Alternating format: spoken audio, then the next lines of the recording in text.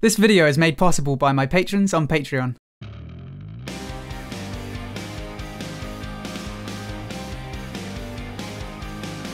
Hello everyone, my name is Ziamaro and welcome to Battlerite Sage. So I'm sure many of you have seen this by now. It's at the top of the subreddit, it's on the news page in game, and I also posted a link to it on this channel. But yesterday afternoon, the trailer for Battlerite Royale went out on the official Battlerite YouTube channel. I'm gonna keep this video salt-free until the end because I do have a few more thoughts on everything that's happened in the last week. For now though, let's just take the trailer for what it is.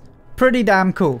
Just put aside your feelings about everything else to do with Battlerite right now and just watch the trailer again. It is pretty exciting. So let's go through some new information we can gather about the gameplay from this trailer. First off, loot. It seems like there are blue and purple orbs scattered, well, pretty much everywhere. Based on the trailer, these orbs seem to be very plentiful. Based on experience in other games, particularly MMOs and Fortnite, blue is probably the more common loot and purple is the rarer or more plentiful loot. As you can see in a few of the clips, the purple orbs can be turned into a kinda urn-looking thing. And a developer even said in the comments of a Reddit post that this scene might be a hint. It looks like Tyre is interacting with the purple orb and then it turns into an urn. Another thing you might have noticed, and we did already know this, is that an enemy will drop their loot when they die. It's not clear whether they drop everything or just a portion of their loot, but you can see here that Destiny kills the Ashka and he drops quite a lot of stuff. And actually, bonus observation, you'll notice as Ashka dies, Destiny gets a green effect on her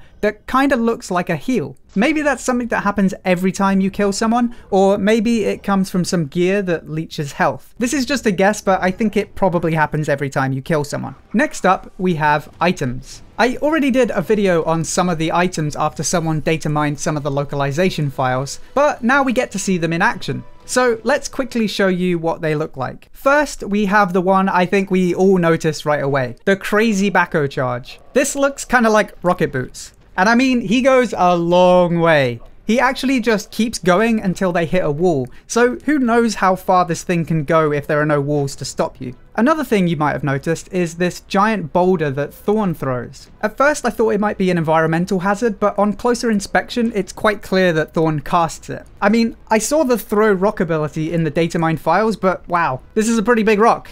Next we have the turret, and I like that they chose to put Ivor with this thing. It seems very fitting that Ivor would have a turret. Although it fits very well with Ivor, I presume anyone would be able to pick up and use the turret. Having said that, wouldn't it be cool if every champion had one unique pickup that no one else could get? And finally we have the barrel disguise. This is probably going to be my favourite item in Battlerite Royale, although I'm a little disappointed that it's not the Rook who's hiding in the barrel. One thing I'm pleased to see is that there are other barrels lying around that look the same. You can even see one in this clip. Because the thing is, if the barrel was never just a barrel, it would be kinda useless. So, items out of the way, what else do we see? Well, you do indeed jump out of the sky at the start of the game, and from a really cool wolf dragon thing. But it appears that there are no parachutes in Battlerite Royale.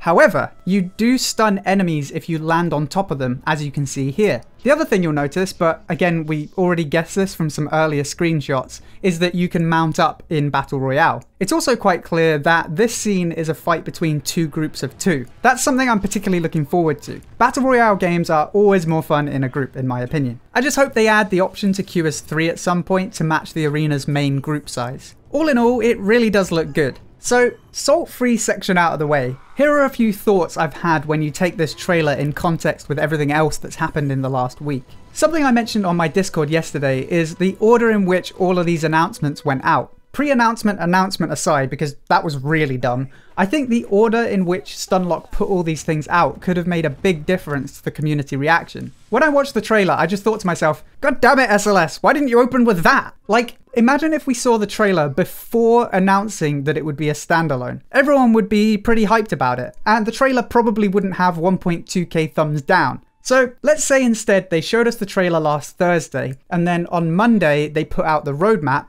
and the dev blog explaining that Battlerite Royale would be a standalone. I think the community reaction would have been negative no matter what, but at least people would have seen Battlerite Royale and seen that it looks fun. Plus, they would have seen that we're getting a new champion, in-game tournaments, and all that good stuff for the arena. It still would have stung, but it would have been a lot easier to swallow. The whole thing makes me wonder if the order wasn't a mistake and Stunlock are just trying to be controversial. In fairness, I haven't seen the subreddit as active as it was last week in quite a while. Sure, it was negative attention, but Battlerite was definitely being talked about. I don't know. I think it's a shame because last week left a really bad taste in everyone's mouths. It's understandable that a lot of people have been unnecessarily critical of the trailer. I mean, I'm never particularly hyped about trailers because, well, they're literally designed to make something look good. The proof is almost always in the pudding. But as far as game trailers go, at least it does show gameplay, and it gives some good hints as to how it will be played. I can't help but think that the last week is going to have a lasting impact on both Battlerite and Battlerite Royale's future. And that's a real shame because it's a really great game, and I think the strong reaction to last week's decision is testament to just how strongly people feel about the game. I guess, as I always say, only time will tell. I hope you enjoyed this video. If you did, then please feel free to subscribe for more Battlerite guides, news, and discussion. If you'd like to help support the channel and get some unique rewards, then head over to patreon.com/battleritesage. And don't forget to check out twitch.tv/battleritesage. Until next time, thank you for watching, and I'll see you soon.